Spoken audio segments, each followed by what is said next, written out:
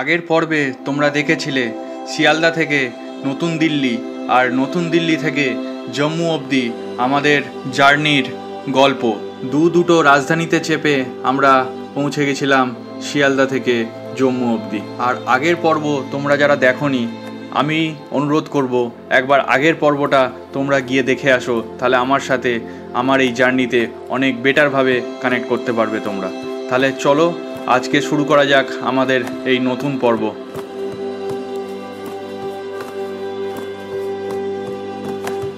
Hello বন্ধুরা, কেমন আছো তোমরা সবাই? আশা করি তোমরা সবাই খুব ফিট আর ফাইন আছো। পেহেলগাঁও যাওয়ার আগে আমরা কিন্তু রঘুনাথজি টেম্পেলও ভিজিট করব। ওটাই জম্মুতেই পড়ে, আমাদের হোটেল থেকে জাস্ট ওয়াকিং ডিস্টেন্স আছে। ওটা ওই 400-500 মিটারের মতো ওয়াকিং ডিস্টেন্স আছে। জম্মুতে পৌঁছে আমরা একটু রেস্ট নিয়ে বেরিয়ে পড়েছিলাম রঘুনাথ টেম্পল দেখার জন্য। আর হোটেল থেকে বেরিয়েই একটু হাঁটার পরেই আমরা পেয়ে গেলাম রঘুনাথ মন্দির রোড। এই যে এই রাস্তাটা তোমরা দেখছো, এটাকেই বলে রঘুনাথ মন্দির রোড। এই রাস্তায় এলে তোমাদের চোখে পড়বে বিভিন্ন রকম সব দোকানপাট, আর এই রাস্তাটাই সোজা চলে গেছে রঘুনাথ মন্দিরের দিকে। আমরা আস্তে আস্তে হাঁটতে হাঁটতে পৌঁছে গেলাম রঘুনাথ মন্দিরের কাছাকাছি।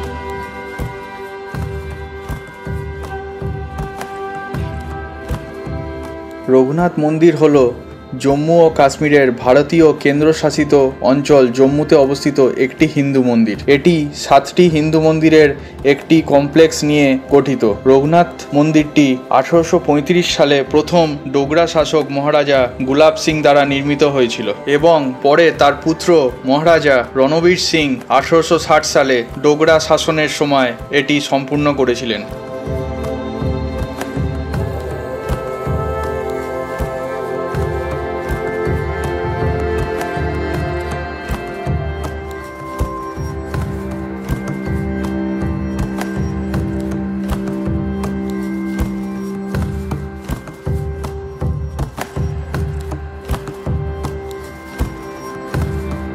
এই মন্দিরে অনেক দেবতা রয়েছেন, কিন্তু প্রধান দেবতা হলেন রাম, যা বিষ্ণুর অবতার রঘুনাথ নামেও পরিচিত। মূল মন্দিরের 15টি প্যানেলে আঁকা চিত্রগুলি রামায়ণ, মহাভারত এবং ভগবদ্গীতার থিমের উপর ভিত্তি করে তৈরি।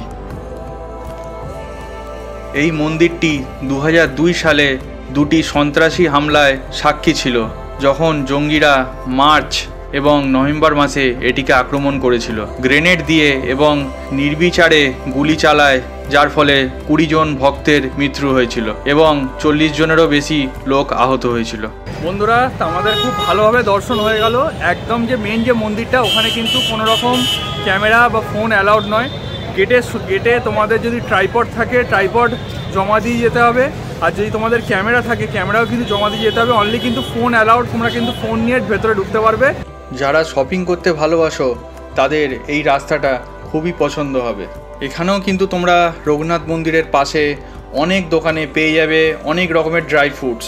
তোমরা রঘুনাথ মন্দির ঘুরে সন্ধ্যেটা তোমরা এই ড্রাই ফ্রুটসের দোকানের এই মার্কেটে তোমাদের সন্ধ্যেটা কাটাতে পারো, কাটিয়ে তারপরে হোটেলে তোমরা ফিরতে পারো। গুড মর্নিং বন্ধুরা, ফ্রম জম্মু। এখন 6টা বাজে, ভোর 6টা। রেডি হয়ে গেছি, পুরো ফুল প্যাকড। বাসে লাগেজ উঠছে, পেছনে ট্রাভেলার রয়েছে, ট্রাভেলারের লাগেজ উঠছে, আর পেছনেই আমাদের সব গাড়ি জানিয়েছে। 3টে টোটাল ট্রাভেলার যাবে আমাদের সাথে।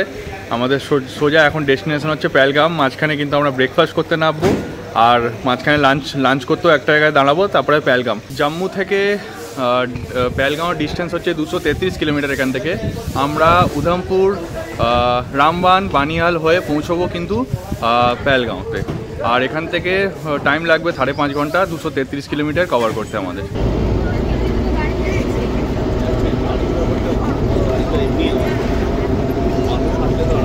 হোটেল ছেড়ে কিছুক্ষণের মধ্যেই উঠে পড়লাম আমরা ন্যাশনাল হাইওয়ে 44-এ।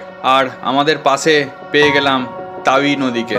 তাওই নদীকে পাশে রেখে আমরা এগোতে থাকলাম আমাদের গন্তব্যের দিকে।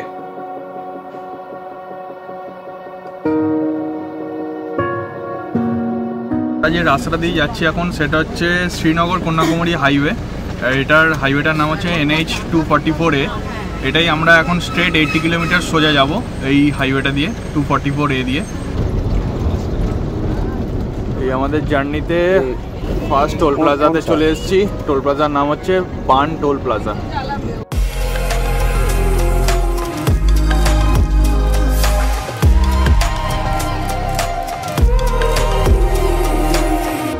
টানেলের মধ্যে বাস যা হর্ন বাজাচ্ছে সেটা আর মিউজিকের দরকার পড়বে না।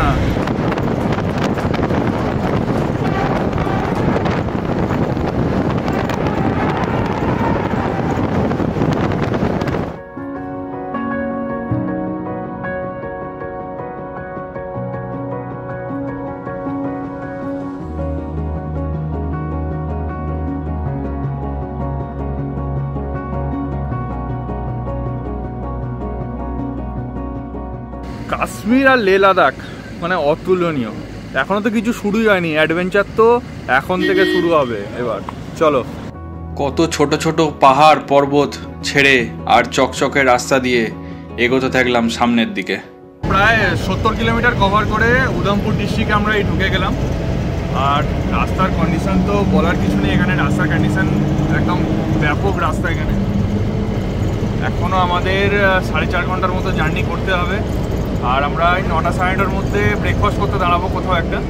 দেখতে দেখতে পৌঁছে গেলাম আমাদের দ্বিতীয় টোল প্লাজা। আর এই টোল প্লাজা ক্রস করেই কিন্তু পড়বে চেনানি নাসরি টানেল, যেটা আমরা সবাই জানি ডক্টর শ্যামাপ্রসাদ মুখার্জি টানেল নামে বিখ্যাত।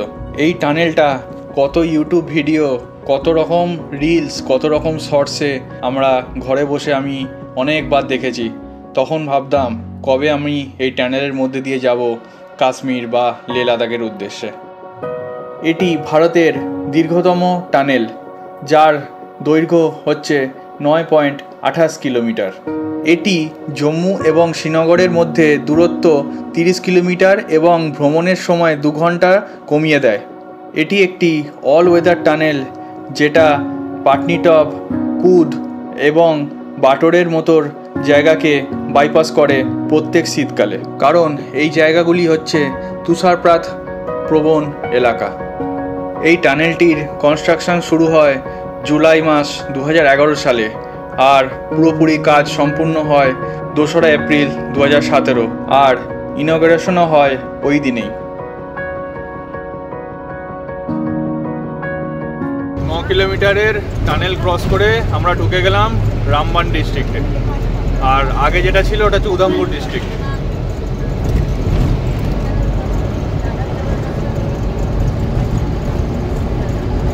এই যে डिस्ट्रिक्ट पुलिस रामबन वेलकम्स। यहाँ से क्या अमरनाथ जी यात्रा होता है? नहीं नहीं, यही रास्ता है ना? रास्ता तो सब यही है, पहलगांव से जाता है। वहाँ पे 2 रास्ते, पहलगाम से भी है और सोनमार्ग में भी है। सोनमार्ग से है, पहलगाम में से चढ़ाई चढ़ने में आसानी है, सोनमार्ग से ड्रोन में उतरने में आसानी।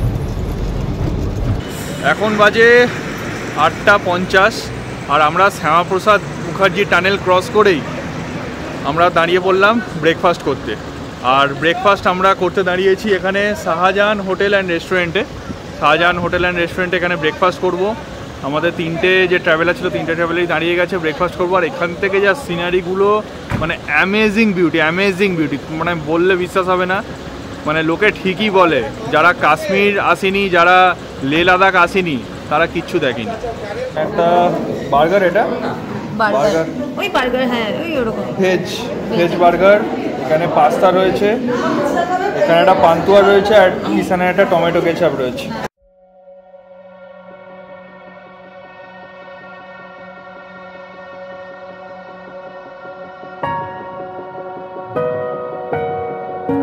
ব্রেকফাস্ট করে বেরিয়েই আমরা পড়ে গেছি একটা জ্যামে। প্রায় 10-15 মিনিট ধরে দাঁড়িয়েছিলাম, এই গাড়ি ছাড়লো আবার। पूरा जाम सामने। भैया ये जाम किसके लिए लगा है? बस ये यहाँ पे डलवास पसी स्लाइड आती है, लैंडस्लाइड। अच्छा अच्छा, वही रिपेयरिंग कर रहे होंगे उसके। अच्छा अच्छा। সামনে ল্যান্ডস্লাইডের রিপেয়ারিংয়ের কাজ চলার জন্য আমরা জ্যামে প্রায় 15 থেকে 20 মিনিট আটকে দাঁড়িয়ে রইলাম। গাড়ি আমাদের চলতে লাগলো একদম ধীর গতিতে।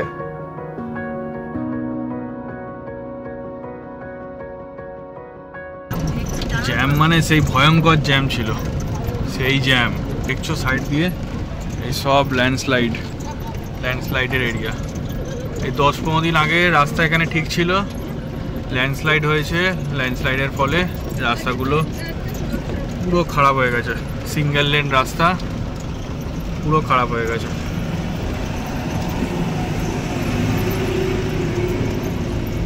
পুরো ল্যান্ডস্লাইড হয়েছে, যে কোনো সময় ধসে পড়তে পারে, যেভাবে হয়ে রয়েছে যে কোনো সময় ধসে পড়তে পারে।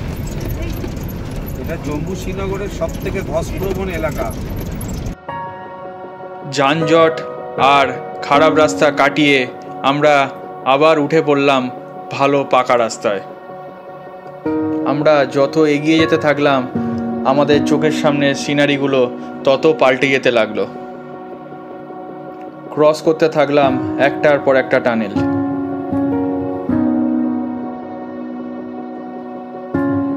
টানেল ক্রস করতে করতে শেষমেশ এসে পৌঁছলাম বানিহাল টানেলের সামনে। এটি ভারতের দীর্ঘতম টানেলগুলির মধ্যে একটি, যার দৈর্ঘ্য 8.45 কিলোমিটার।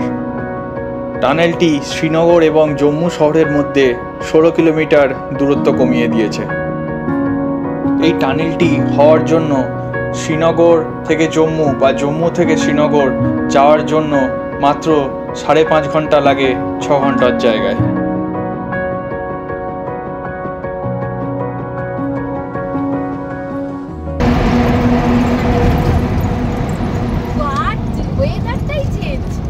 आ गया जी कश्मीर। এসে গেলাম কাশ্মীর, বানিহাল ক্রস করে এসে গেলাম আমরা কাশ্মীরে। পেহেলগাম এখান থেকে 66, শ্রীনগর 72 আর লে হচ্ছে 495। আর একটু যেতে না যেতেই আমাদের দৃষ্টি স্থির হয়ে গেল শুধু একটাই দিকে, বরফে ঢাকা পাহাড়ের দিকে। এরপরে যে আরো কত বরফ দেখব তার ঠিক নেই, কিন্তু এই প্রথম দেখা বরফ আমাদের সবার কেড়ে নিল মন।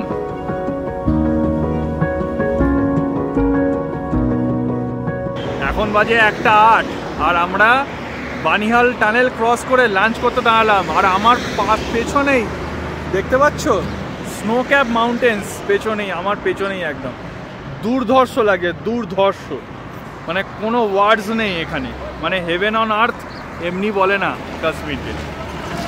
ঝিঙে, আলু, পোস্ত, ডাল আর এই হচ্ছে ডিমের ডালনা। এই হচ্ছে আমাদের আজকে লাঞ্চ। জমিয়ে হয়ে গেল খাওয়া। আর এখন এখানে কিন্তু 18 ডিগ্রি সেন্টিগ্রেড, আর পেহেলগাঁওতে কিন্তু দেখাচ্ছে 12, মানে ভালোই ঠান্ডা। আর এখন হঠাৎ করে দেখছি বৃষ্টি পড়তে শুরু করে দিয়েছে। তো চলো গাড়িতে উঠে পড়তে হবে।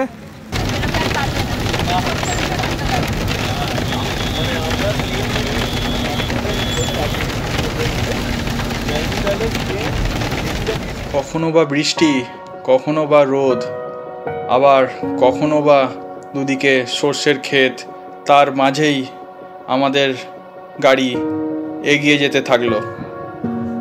একের পর এক আঁকা ছবির মতোর দৃশ্য আমাদের চোখের সামনে আসতে লাগলো। আর সেই সব আঁকা ছবির মতোর সিনারি দেখতে দেখতেই আমরা ঢুকে পড়লাম পেহেলগাঁওতে।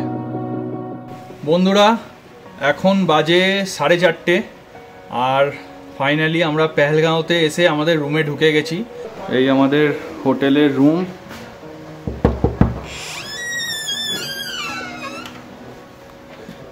এই রুমে ঢুকলাম। এই হচ্ছে একটা সোফা রয়েছে, এখানে একটা কাঁচ রয়েছে, এখান থেকে বাইরে দেখা যাচ্ছে। এখানে লাগেজ রেখেছি, টেবিল রয়েছে, এখানেও কাঁচ রয়েছে। আর এইটা হচ্ছে বেড।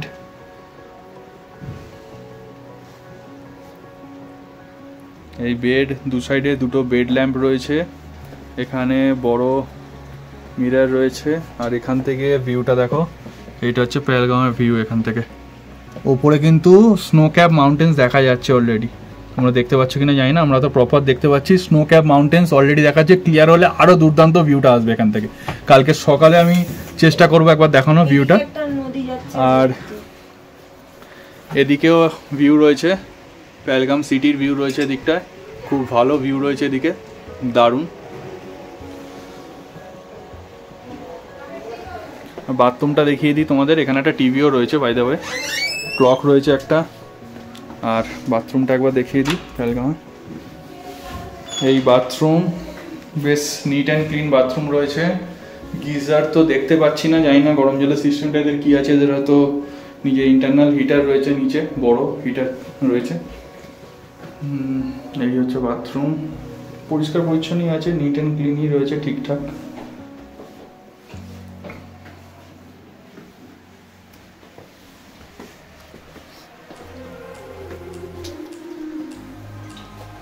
তা যে কোনো রিজনের জন্য যদি তোমাদের আমার এই জম্মু থেকে পেহেলগাঁও এই জার্নিটা ভালো লেগে থাকে, তোমরা অবশ্যই লাইক, শেয়ার অ্যান্ড সাবস্ক্রাইবটা করে দাও। আর এরপরে কিন্তু আরও ভালো ভালো চমক আসতে চলেছে, কারণ Kashmir is full of beauties, তোমরা জানো। কাল থেকে আরও নতুন অ্যাডভেঞ্চার শুরু হবে। কালকে চন্দনবাড়ি, বেতাব ভ্যালি, বৈশরণ এইগুলো আমরা ভিজিট করতে চলেছি। তো মিস না করে প্রত্যেকটা এপিসোড একদম কিন্তু দেখা চাই, একদম দেখা চাই। তো চলো এখনের মতো সাইনিং অফ ফ্রম পেহেলগাঁও। পরের পর্বে তোমাদেরকে নিয়ে যাব আর ঘুরিয়ে দেখাবো অপরূপ সুন্দর বরফে ঢাকা চন্দনবাড়ি, আর তার সাথে আরও ঘোরাবো তোমাদেরকে বেতাব ভ্যালি। আর তারপর তোমাদের সামনে তুলে ধরবো আমাদের এক অদ্ভুত জার্নি বৈশরণের উদ্দেশ্যে। পুরো প্যাথেটিক কাদা, প্যাথেটিক।